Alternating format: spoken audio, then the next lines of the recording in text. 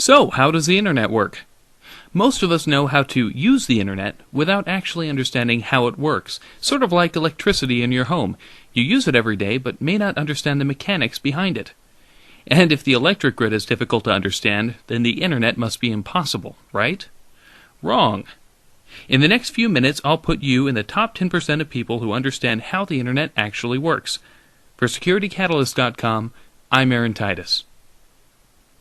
Whenever most people think of the internet, this is what comes to mind. The internet is not a bubble cloud, even in the new age of cloud computing. The whole fuzzy cloud picture was created by people more concerned about job security than education. This is the internet.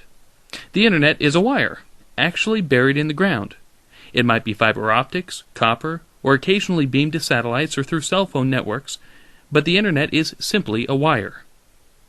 The internet is useful because two computers connected directly to this wire can communicate.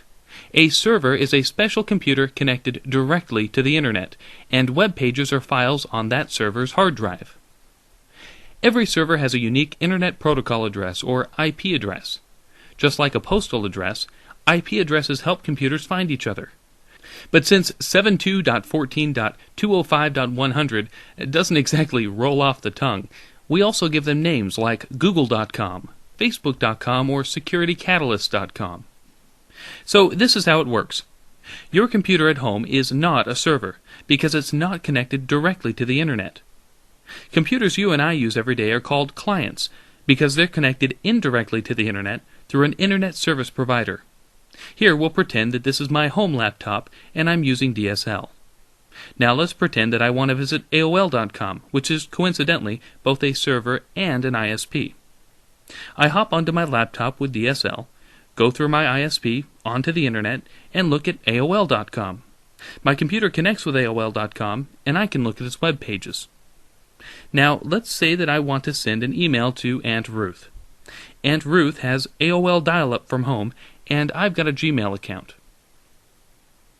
I log on to gmail.com and compose a message to Aunt Ruth's email address, auntruth@aol.com. Once I click send, gmail.com sends the email to aol.com.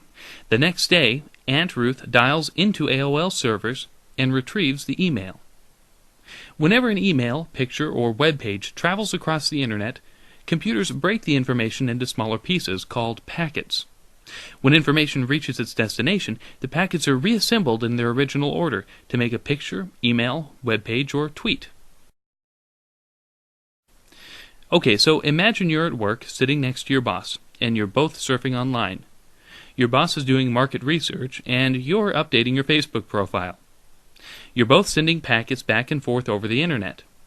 But what's to keep your packets from accidentally ending up on your boss's screen? That could be embarrassing.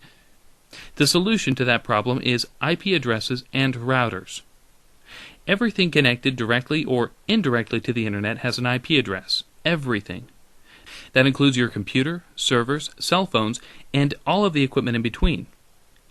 Anywhere two or more parts of the internet intersect, there's a piece of equipment called a router.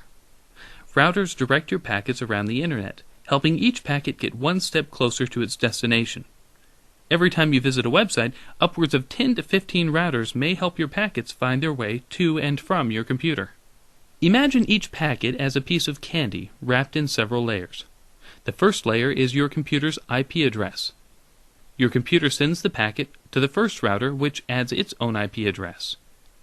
Each time the packet reaches a new router, another layer is added until it reaches the server. Then, when the server sends back information, it creates packets with an identical wrapping. As the packet makes its way over the internet back to your computer, each router unwraps a layer to discover where to send the packet next until it reaches your computer and not your boss's. And that's how the internet works, in 5 minutes or less. And you're now easily in the top 10% of people who understand the basics of the internet. If you found this video helpful, check out SecurityCatalyst.com for all kinds of ideas on how to protect your information. I'm Aaron Titus.